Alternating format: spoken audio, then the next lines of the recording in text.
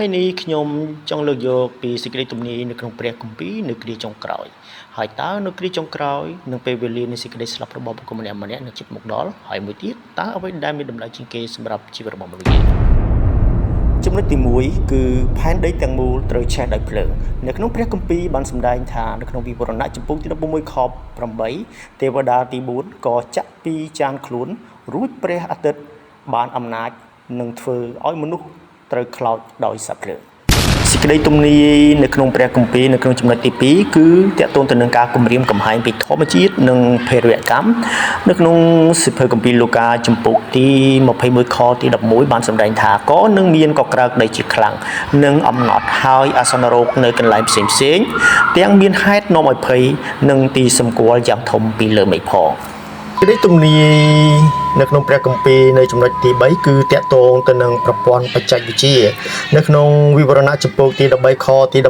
16វាបានបង្ខំមនុស្សទាំងអស់ទាំងធំទាំងតូចទាំងមានទាំងក្រហើយទាំងអ្នកជានឹងបើគេឲ្យទទួលទីសម្គាល់នៅដៃស្ដាំឬនៅថ្ងាសគេរៀងខ្លួនសេចក្តីទំនាយនៅក្នុងព្រះគម្ពីរត្រង់ចំណុចទី4គឺតាក់ទងទៅនឹងការគំរាមកំហែងនៃធម្មជាតិនិងការឡើងកម្ដៅនៅផែនដីហើយនៅក្នុងគម្ពីរអេសាយចំពុកទី24ខទី1មើលព្រះយេហូវ៉ាទ្រង់នឹងធ្វើឲ្យផែនដីនៅទទេសោះហើយឲ្យស្ងាត់សូន្យក៏ធ្វើឲ្យត្រឡប់ត្រលិនព្រមទាំងកម្ចាត់កម្ចាយអស់ពួកអ្នកដែលនៅផែនដីផងចំណុចទី5សហព័ន្ធអឺរ៉ុបដែលកាន់តែតូចទៅនេះក៏ជាសេចក្តីទំនាយនៅក្នុងព្រះគម្ពីរគឺដានីយ៉ែលចំពុកទី2ខទី43ហើយដែលទ្រង់បានឃើញដែកលីនឹងដីស្អិតជាយ៉ាងណានោះគឺគេនឹងលីខ្លួននឹងអស់ទាំងពូជមនុស្សផងយ៉ាងនោះដែរតែគេនឹងមិននៅជាប់ចិត្តគ្នានឹងគ្នាទេដូចជាដែកដែលមិនអាចលាយជាប់នឹងដីដែរសេចក្តីទំនាយនៅក្នុងព្រះគម្ពីរចំណុចទី6ការវាយប្រហាររបស់វីរុសផ្សេងៗលូកាចំពោកទី21ខទី11នឹងមានកក្រើកដីជាខ្លាំង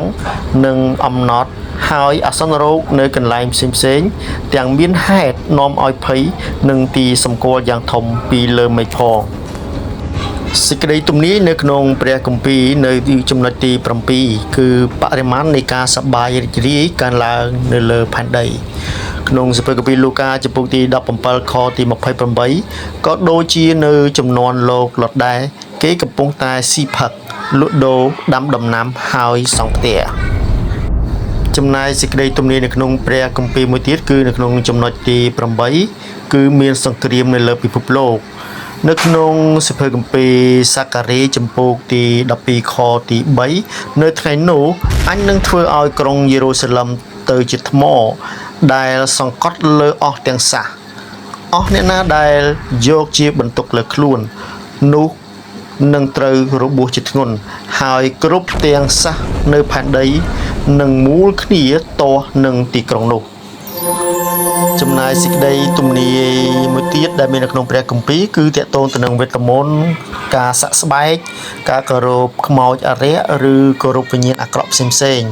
គឺមាននៅក្នុងគម្ពីរវិវរណៈចំពោកទី9ខទី20ដល់21ព្រះគម្ពីរបានសម្ដែងថារីឯសំណល់មនុស្សដែលមិនបានស្លាប់ដោយសារសេចក្តីវេទនាទាំងនោះក៏នៅតែមិនព្រមប្រែចិត្តចេញពីការដែលស្នាដៃគេធ្វើដើម្បីនឹងលះចោលការគោរព